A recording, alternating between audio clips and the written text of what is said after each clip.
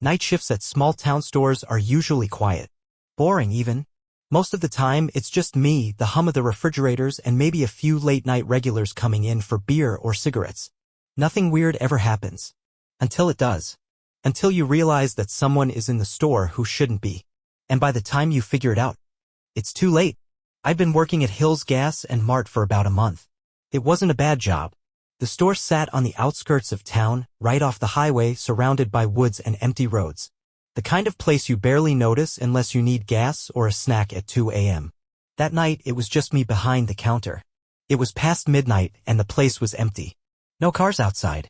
No headlights on the road. Just the sound of the buzzing neon sign and the clock ticking on the wall. And then, the bell above the door jingled.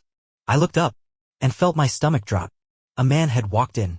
But something about him was off. He wasn't dressed like a trucker or a tired night shift worker. He was wearing a black suit. Not fancy, just wrong. Like something you'd wear to a funeral. Like something you'd wear if you didn't belong here. His face was thin, pale. He didn't look at me. Didn't say anything. Just walked in slow, deliberate. And then, he turned left. Straight toward the storage room. I frowned. Sir? He didn't stop. Didn't even hesitate. Like he had been here before. Like he knew exactly where he was going. I stepped out from behind the counter. You can't go back there, I said, louder this time. He reached the storage room door, gripped the handle, and just before he pushed it open, he looked at me. For the first time. And I swear to God, his eyes were all black. The second twist, the door that shouldn't open. I froze. The storage room was locked. I knew it was. I had locked it myself. But the man pushed the door open anyway. Like the lock wasn't even there. And then he stepped inside. Without looking back. Without hesitating. And the door swung shut behind him. I stood there, heart pounding. The store was dead silent. Only the soft hum of the refrigerators. The ticking of the clock. I swallowed hard. My first instinct was to call someone. But who? The cops? For what? Some guy in a suit walking into a storage room? I'd sound like an idiot. But something felt wrong. So I grabbed the store phone. And that's when I noticed something that made my stomach twist. The clock on the wall. The second hand wasn't moving. I grabbed my phone. Opened the security app. There were 4 cameras in the store. One outside, one at the register, one in the aisles, and one in the storage room. I tapped the screen. The storage camera flickered to life. And the second I saw the feed, I felt my blood run cold. The storage room was empty. No shelves. No stock. No walls. Just a long, dark hallway. Stretching farther than it should. Like the store had been built on top of something else. Something bigger. Something that wasn't supposed to be there. And at the end of the hallway, the man in the suit was standing perfectly still. Facing the camera. Staring at me. Like he knew I was watching. Like he was waiting. I dropped my phone. Staggered back. No, I whispered. This wasn't happening. This wasn't real. I had just been in that room earlier. It was normal. A storage room. Not some endless hallway. Not this. And then, the lights flickered. The camera feed glitched. And for a split second, I saw other people standing behind him. Deep in the hallway. Faces pale and lifeless. Eyes wide. Unmoving. And then, the feed cut to black. I grabbed my keys. I was done. Screw this job. Screw this store. I turned toward the door. And stopped cold. The storage room door was open. Just a crack. Just enough to see the dark beyond it. I heard something. Not footsteps. Not breathing. A whisper. My name. Spoken from inside the dark. And then, the door creaked open a little more. And I saw something move. Not the man. Something else. Something lower to the ground. Something crawling. Something that shouldn't exist. And I did the only thing I could. I ran.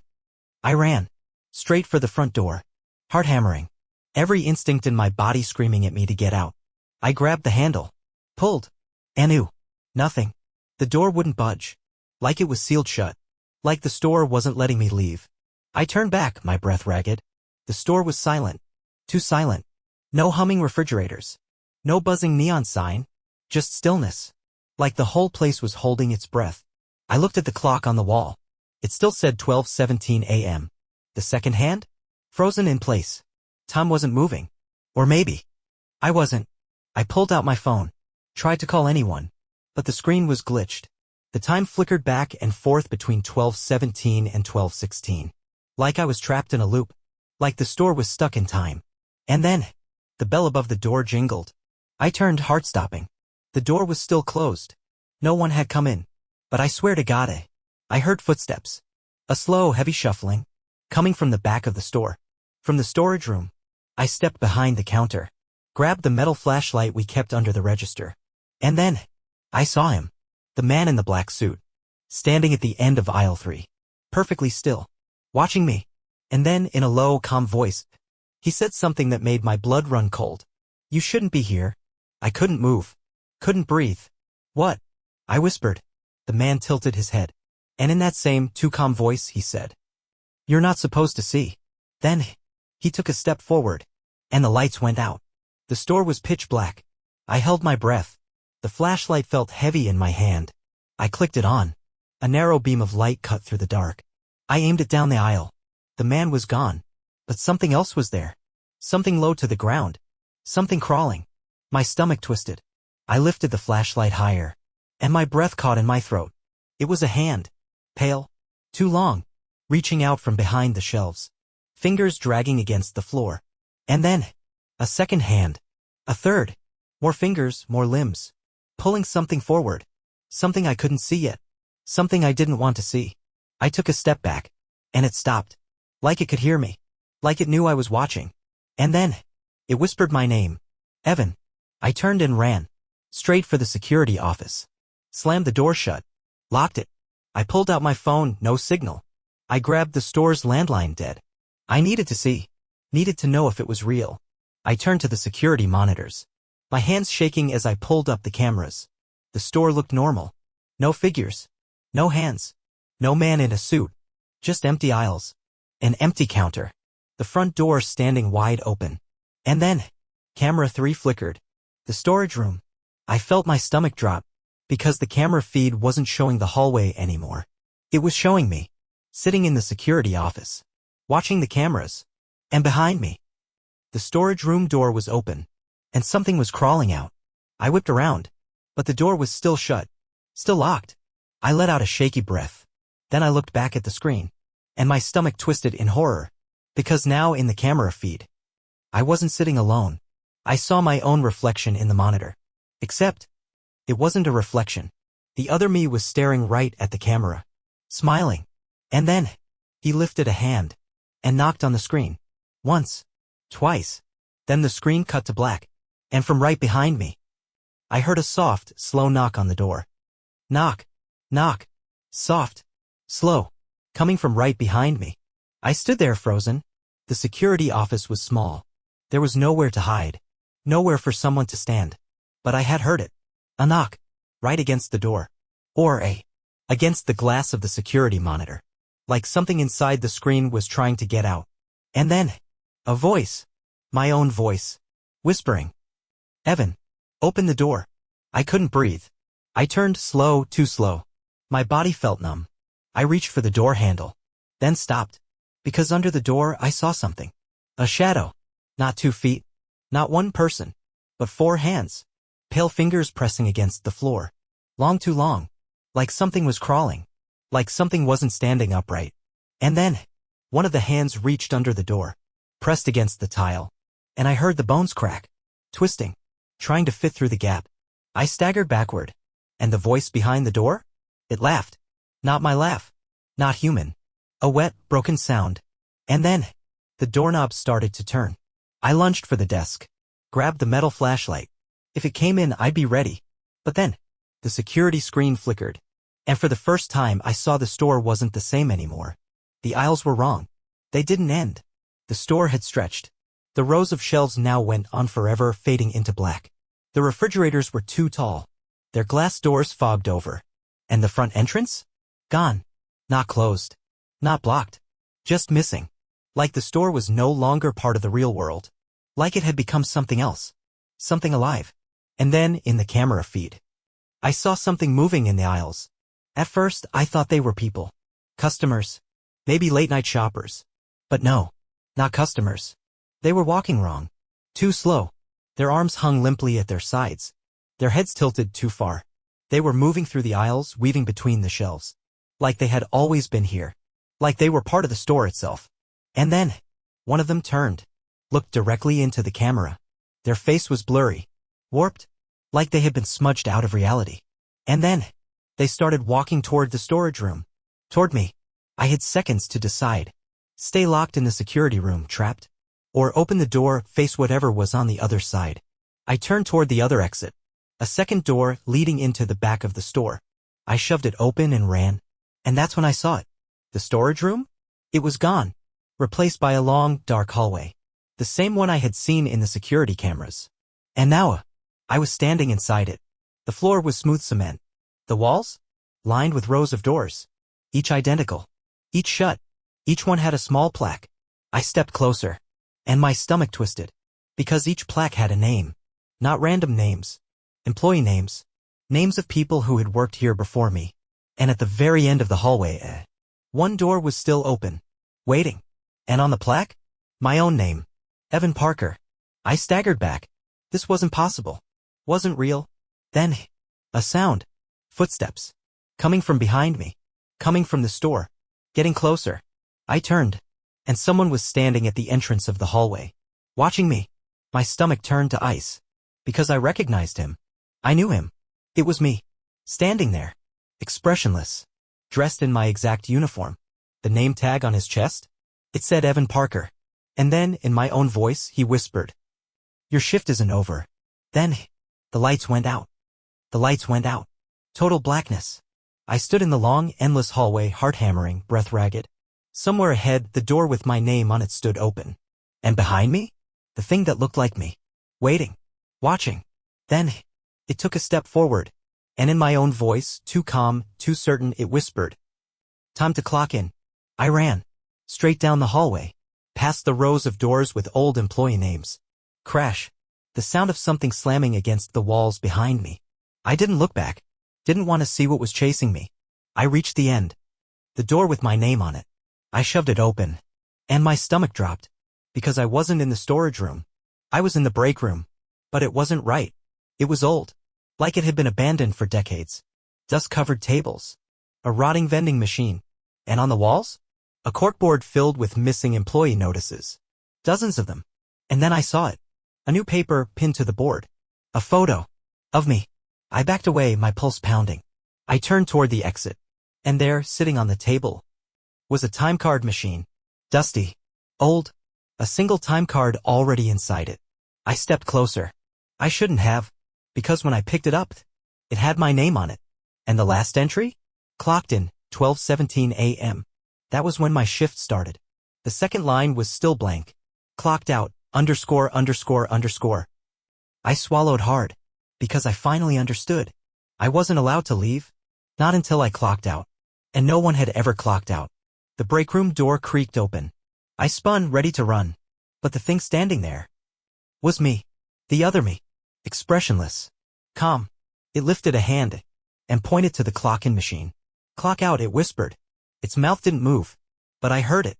Inside my own head. Like it was inside me now. Like it had been waiting for this. I turned, shaking, toward the security camera in the corner. A small, dirty screen flickered next to it. I could barely see the feed, but I saw enough. The store, the aisles, the front door, and standing in front of the register were the other employees, the ones before me, the ones whose names were on the doors, standing still, waiting, wearing their old, faded uniforms, their faces too blurred to recognize. Except for one thing. They were all staring at the break room camera, staring at me, like they were waiting for me to join them, like they had been waiting a long time. And then, the time card machine beeped. I didn't touch it. Didn't move, but the machine processed the card anyway. I looked down, at the new entry on my time card, at the words stamped in red ink. Clocked out, never. My hands shook. I turned to run, but the break room door slammed shut, and the lights flickered out. And from the darkness, a voice whispered, "Your shift isn't over." And then, everything went black. I woke up behind the counter. At the register. The store was clean. Normal. The aisles were stocked again. The refrigerators hummed softly. The neon sign outside buzzed in the quiet. Like nothing had happened. Like the last few hours had been a dream. I felt a weight in my hand. I looked down. A new name tag. Pinned to my shirt. Brand new. Clean. Like I had just been hired. Evan Parker, night shift. I slowly turned to the clock on the wall. The second hand was moving again. And the time? 12:17 a.m. My shift had just started. And outside the store, the doorbell jingled. A customer had just walked in. I looked up, and my stomach turned to ice. It was a new guy, dressed in a store uniform. Confused. Tired. Looking just like I had on my first shift. He stepped up to the counter. Gave me a small, tired smile. "Hey," he muttered. "I'm here for my first night shift." And I smiled back. Because I finally understood. Because I knew what I had to say. Because this was my job now. So I looked at him and whispered the only words that mattered. "You shouldn't be here." The new guy stood in front of me, shifting uncomfortably in his uniform. He looked tired, confused, just like I had on my first shift, just like all the others before me. He gave me a small, nervous smile. I'm here for the night shift." I felt my lips twitch. My throat was dry. I wanted to warn him, to tell him to run, to get out while he still could. But that wasn't my job anymore. My job was to stay, to replace the ones before me, to do what I had been taught to do. So I looked at him and whispered the only words that mattered. "You shouldn't be here." He let out a nervous laugh. "Yeah, man. I've heard that before. Everyone says night shifts are creepy."